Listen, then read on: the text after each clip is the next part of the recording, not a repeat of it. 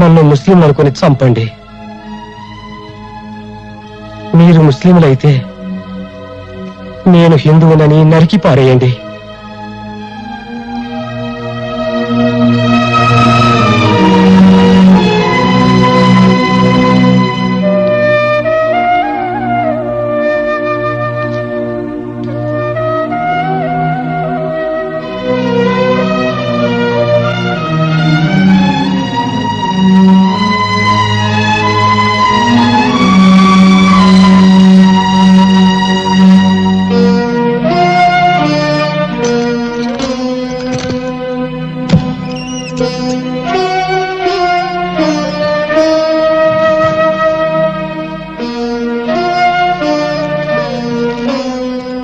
భరత్, వాళ్ళ ఆఖరి నేను చూడలేనురా. ఈ డబ్బు నేను చస్తే నాతో పాటు తగలబెడతారా? లేదే, తీసుకెళ్ళరా. ఈ డబ్బు మొత్తం తీసుకెళ్ళు. వాళ్ళ కన్నీళ్లతో తీసుకెళ్ళు. వాళ్ళ కష్టాల నుంచి బయటకు తీసుకురారా. వాళ్ళంతా పాపం పొట్ట చేత్తో పట్టుకుని ఇక్కడికి వచ్చారురా. ఇక్కడికి వచ్చిన రోజున నువ్వు హిందువా, ముస్లింవా, క్రిస్టియన్వా అని అడిగానా? లేదే, అడగకుండానే ఆశ్రయించాను. ఎందుకు? ఈ ప్రపంచంలో ఆకలి, చావు ఈ రెండేరా మనుషులందరి దగ్గరికి చేర్చేది. స్వార్థం, డబ్బు ఈ రెండేరా మానవత్వాన్ని చంపేసేది. మానవత్వాన్ని చంపేసే డబ్బు నాకెందుకురా? 10 మందికి ఉపయోగపడితే చాలరా. తీసుకెళ్ళి ఇచ్చేసారా. చింతనంలో మా నాన్న పోయాడు. అందుకే నాకు తండ్రి మమకారం తెలియదు. ఈరోజు నేను చూస్తుంటే ఆ మమకారం విలువ తెలిసింది. నువ్వు పిసినారితనంతో కూడబెట్టిన నీ సొమ్మును చూశాను, కానీ నువ్వు దాచుకున్న మంచి మనసును చూడలేకపోయాను. ఈ క్షణం నుంచి నిన్ను నాన్నని పిలుస్తా. నాన్న,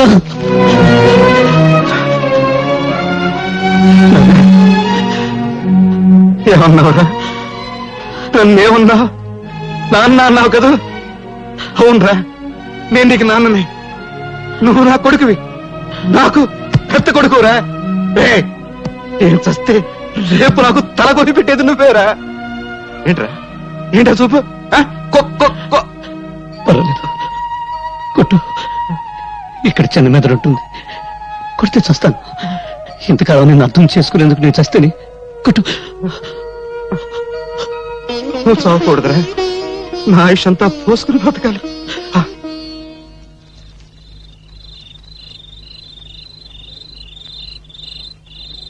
ఏమిటి అందరూ ఎందుకు ఇలా మౌనంగా కూర్చున్నారు? మాట్లాడండి, మిమ్మల్ని మాట్లాడండి. నాయకులు పుట్టించిన మతాల మారణ హోమంలో మిగిలిన బూడిద కుప్పలు మాట్లాడలేవు. బ్రతికున్న నేరానికి కనీసం మీరన్నా మాట్లాడండి. చచ్చిన వాళ్ళ కోసం బ్రతికున్నంత కాలం ఇలాగే ఏడుస్తూ కూర్చుంటారా? కన్నీళ్లను నిప్పురవ్వలు చేసి అన్యాయాలను ఎదుర్కొంటారా? చెప్పండి. మందిరంలో భజన చేసి మసీదులో ప్రార్థన చేస్తే ఏం ప్రయోజనం లేదు. ఈ రాజకీయ గుండాల కాళ్లు, చేతులు, తలలు నరికి మసీదులకు, దేవాలయాలకు తోరణాలు కట్టాలి. మనుషుల్ని మతాల పేరుతో వేరు చేసి రెచ్చగొట్టి ఒకరి తలలో ఒకరు నరుకునే ఆటవిక నాగరికత సృష్టించిన నీచుల నెత్తులతో నరమేధం ఆపు నీ సోది. నిజం నీకు తెలుసా? తెలుసా? తెలియకుండా ఎందుకు నోటుకు వచ్చేట్లు వాగుతావు? ఇలా రా, అడుగు అడుగు. వీళ్ళని నా బిడ్డలను అడుగు. ఎవరు ఎవరు వాళ్ళమ్మ నిన్ను నా అన్యాయంగా నరికి చంపారో చెప్తారు. చెప్పండి రా, చెప్పండి. ఎవరు మీ అమ్మని అన్యాయంగా నరికి చంపారో చెప్పండి రా. వినపడిందా? వినపడిందా? హిందువులు హిందువులు చంపారు.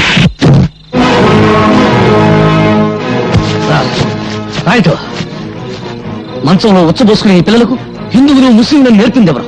కనీసం వీళ్ళ పేర్లైనా వీళ్ళు సరిగ్గా చెప్పగలరా? లాగులు గుండీలు కూడా పెట్టుకోవడం చేతగాని పిల్లలకు వీళ్ళ తల్లి నరికింది ఏ మతం వాళ్ళని చెప్పింది ఎవరు? చెప్పి ఇస్మాయిల్ రా. రైట్, ఇతను ఎవరు? రహీం. రహీం ఎవరు? ముస్లిం. 40 సంవత్సరాల నుంచి శ్రీరాముని చేస్తున్న ముస్లిం. అవునా? రా. ఈయనెవరు? భారతమ్మ. నీ పెళ్ళానికి పాలు రాకపోతే నీ పిల్లలకు పాలిచ్చిన భారతమ్మ. తల్లి పాలకి మతం లేకపోతే ఆ పాలు తాగిన నీ పిల్లలకు నీకు మతం గురించి మాట్లాడే హక్కు ఎవరు ఇచ్చారు? రైట్.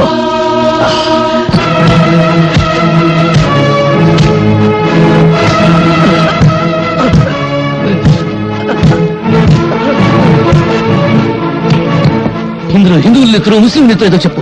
ఏది హిందువుల నెత్తురు, ఏది ముస్లిం నెత్తురు? రుచి చెప్తావా? చూడు, వాసన పీల్చి చెప్తావా? పీల్చు. నేను హిందువులని మా అమ్మ కడుపులో 60 నెలలు, నువ్వు ముస్లిం అని 70 నెలలు ఉన్నావా? ఆకలిలో తేడా లేదు, అనుభవించే దరిద్రంలో తేడా లేదు, పెళ్ళాం దగ్గర సుఖం అనుభవించడంలో తేడా లేదు. కబీరేవు హిందువా? కాదు. రాంభజన్ ఎందుకు చేశాడు? అల్లా బలాకరేగా, అల్లా మాలిక్ అన్న సాయిబాబా హిందువా ముస్లిమా అనే ఆలోచన లేకుండా ప్రతి ఒక్కరూ ఎందుకు పూజ చేస్తున్నారు? వెంకటేశ్వర రెండో భార్య బీబీ నాంచారమ్మ ముస్లిం అని మీరే అంటున్నారు. ఓ హిందూ ముస్లిం స్త్రీని పెళ్లాడితే మతం మారిందని మరి పిల్లలే పుట్టరా? నిన్నటి వరకు ఒకరి పండుగల్లో మరొకరు పాలు పంచుకుని ఆనందంగా సుఖంగా ఉండేవాళ్ళం. ఒకరి కష్ట సుఖాలు ఒకరు పంచుకునేవాళ్ళం. దేవుడు తినడానికి తిండి, తాగడానికి నీళ్లు, పెంచడానికి గాలి ఇచ్చాడు గాని తన్నుకు చావమని మతాలకు సృష్టించాడా? ఈ ప్రపంచంలో ఉన్న రెండు మతాలు. ఒకటి బ్రతుకున్న వాళ్ళ మతం, రెండు చచ్చిన వాళ్ళ మతం. ఏ మతం చెప్పింది మరో మతాన్ని చంపమని, ఏ మత ప్రవక్త చెప్పాడు మరో మతాన్ని నాశనం చేయమని? అదే నిజమైతే మందిరాలు, మసీదులు ప్రార్థన చేసే స్థలాలు కావు, దేవుణ్ణి పూడ్చిపెట్టిన స్థలాలు. భయ్యా, నన్ను క్షమించు భయ్యా.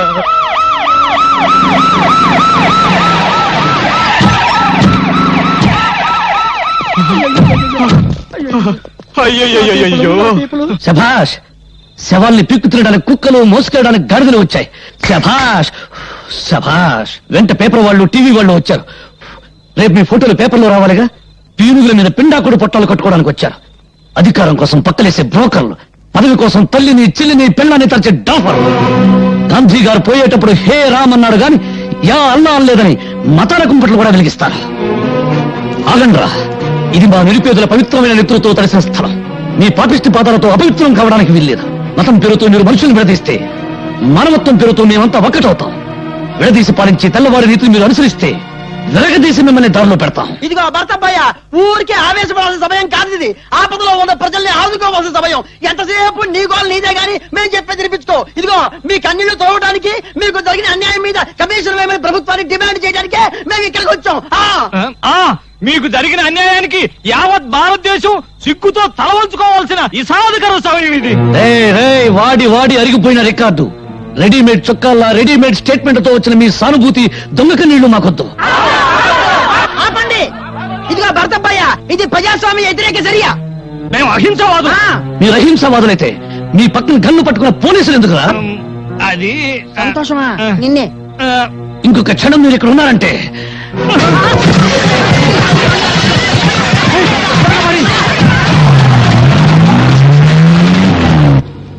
వెరైటీస్ గన్ల కోసం మంత్రి సంతోషం సృష్టించిన మత కల్లోలాలు. వామ్మో, రాజకీయ గూండా ఖాళీ హస్తం.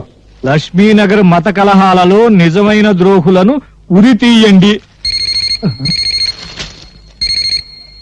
హలో, మంత్రి సంతోషాన్ని. నమస్కారం అండి. అదిగా ఆ చెమట్లేంటి, ఆ వణుకుడు ఏంటి? ఎవరు ఫోన్ లో? నమ్మకం ఉమ్మేమన్నా పడిందా? అబ్బే లేదురా మాడా. పెద్ద మంత్రి గారు తూ అని ఉమ్మేశారు. మన విషయం ఢిల్లీ దాకా పోయిందంట. కడిగారు, బాత్రూమ్కి వెళ్ళొస్తాను. ఏమిటో వీడి బతుకే బాత్రూమ్ అయిపోయింది. అసలు వెరైటీస్ గన్న సంగతి, దీనికోసం మనం చేసిన గొడవ సంగతి, ఇదంతా పేపర్ ఎక్కించింది ఎవరు? ఇదిగో బాత్రూమ్ లో ఆలోచించలేవు.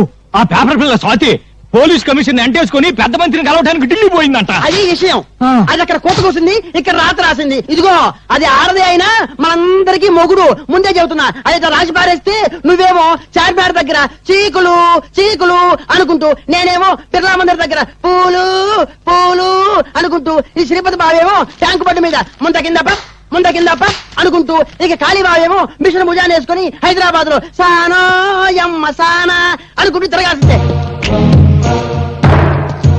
గొంతు నరం తెంచుతా, నోరు మూసుకో. ఆహా, కోపంలో కూడా ఎంత అందంగా ఉన్నావు బావా. జానీ, వెళ్ళు. ఆ పేపర్ పిల్ల స్వాతి పర్సనాలిటీ చూడు. ఫిగర్ ను బట్టి రేపో, పవర్ ను బట్టి మడ్రో తెలుసుకో.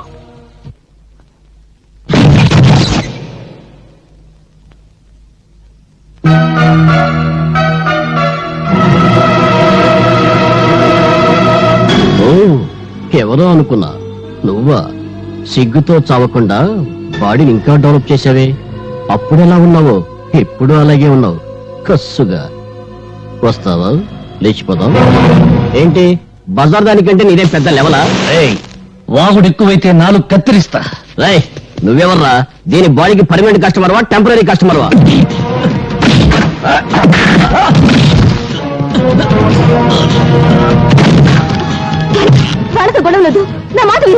మంచి వాళ్ళు కాదు.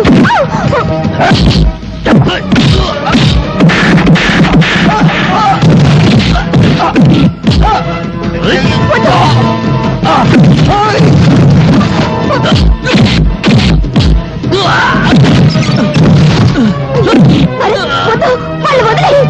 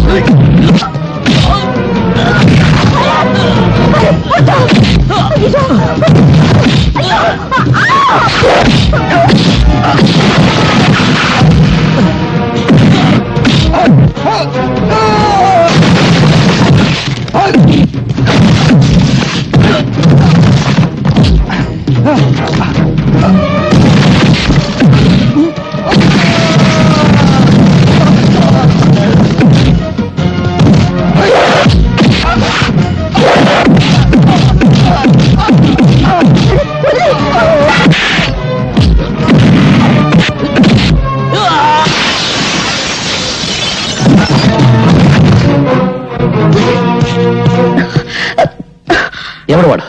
పరిచయం ఉన్న వాళ్ళ నీ గురించి చెత్తగా వాగాడు. వాడికి ఇంతవరకే తెలుసా? చెప్పు.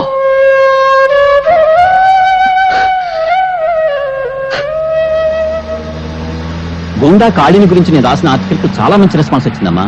తనను గురించి చెడుగా రాసిన వాళ్ళ తలలు నరికి పెళ్ళాలకు పంపిస్తానని ప్రెస్ మీట్ లో చెప్పాడట డాడీ కాళీ. చూశాను. బెదిరింపులకు భయపడి సత్యాన్ని చంపుకునేవాడు పత్రికా రచయిత కాలేడు. మీ మాటలు వింటుంటే నాకెందుకో భయంగా ఉందండి. ఇంత పిరికమ్మను ఎందుకు డాడీ పెళ్లి చేసుకున్నావు?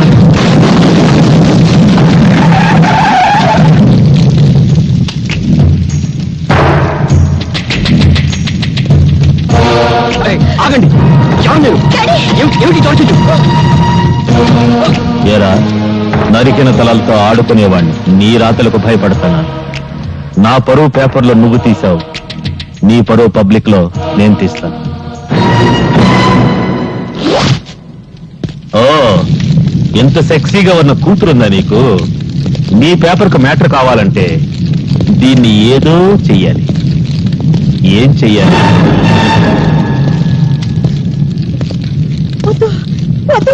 నా బిడ్డనే చెయ్యొద్దు, నా బిడ్డనే చెయ్యొద్దు.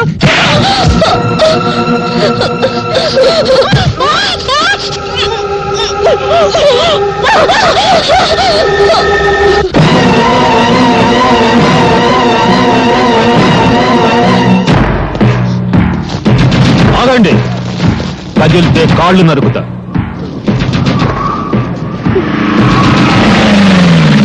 ఏంట్రా మీరు చూసేది ఇక్కడ? వదలబండి.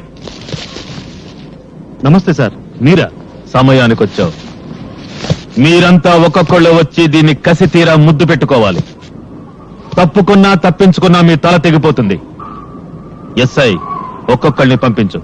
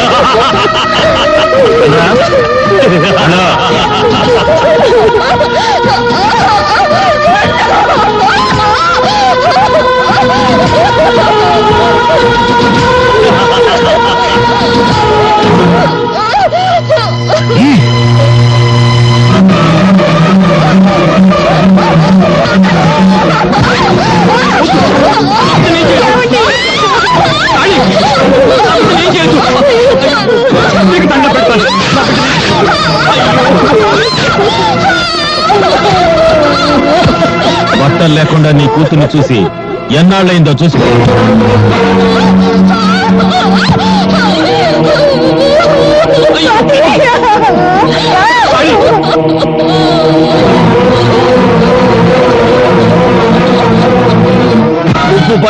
తీసింది నా బిడ్డ కాదురా భరతమాతకు. నువ్వు పరువు తీసింది నాకు కాదురా భరత జాతికి. రేయ్, కత్తి కన్నా కలం గొప్పదన్న సత్యాన్ని నిరూపిస్తాను.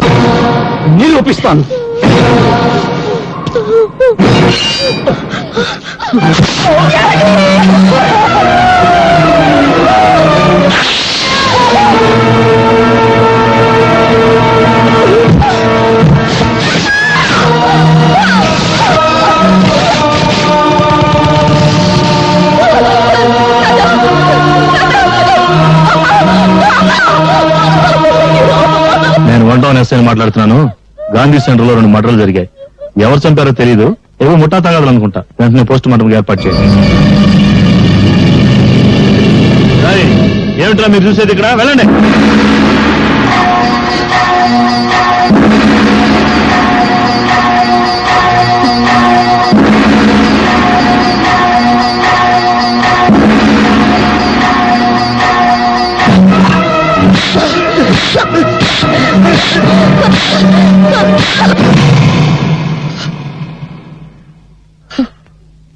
చీకటిని దీపంతో చంపేస్తాం, పాపాన్ని ఎలా చంపగలం?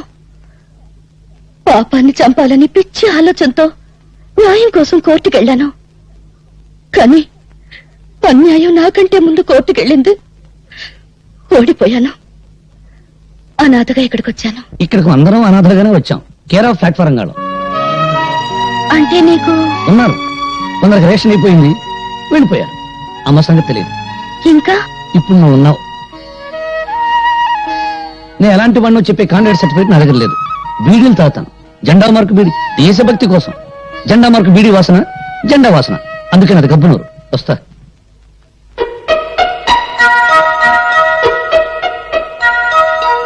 ఇప్పుడు నువ్వు ఉన్నావు.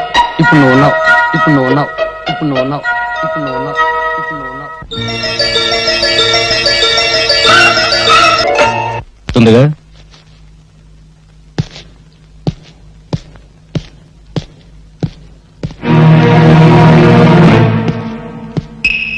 నాన్న నాన్న ఎవరతను? ఏంటి మొహంలో కంగారు కనపడుతుంది? కంగారా? నాకేం కంగారా? నా తర్వాత మీరెలా బ్రతుకుతారని ఆలోచన. ఆ మాట నిజమని నీ ఒక్కగానొక్క కొడుకే నా మీద ఒట్టేసి చెప్పండి. ఒక్కగానొక్క కొడుక? ఎవడ్రా? ఎవడ్రా మాట అన్నది? నాకు ఒక్కడే ఒకట్రా? ఇద్దరు కొడుకులరా? నువ్వు చిన్నాడివి, ఆ భరత్ గారు పెద్దడు. అంతే. గాలికి దొరికిన నన్ను పెద్ద కొడుకు అన్నావు. చెప్పాల్సిన నిజాన్ని మాత్రం గాలికి వదిలేస్తున్నావు. నిజం చెప్పు. నీ పెద్ద కొడుకు మీద ఒట్టేసి నిజం చెప్పు. నిజం. అది చాలా భయంకరమైందిరా. తెలుసుకునేటంత వరకు మనసును చంపిస్తుంది, తెలిసిన తర్వాత మనిషిని చంపిస్తుంది. ఆ రెండింటిలో ఏది ప్రమాదం? నాకు తెలిసింది నీకు ప్రమాదం, నీకు తెలిస్తే నాకు ప్రమాదం. నిన్నేదో భయం కప్పేసింది. ఏం జరిగిందో నిజం చెప్పు. రే భరత్, ఈ ప్రపంచంలో మనిషిని రాక్షసులుగా మార్చేవి రెండేరా. ఒకటి డబ్బు, 2 అధికారం. వీడేమో ఆ శ్రీపతి కూతుర్ని ప్రేమించాడు.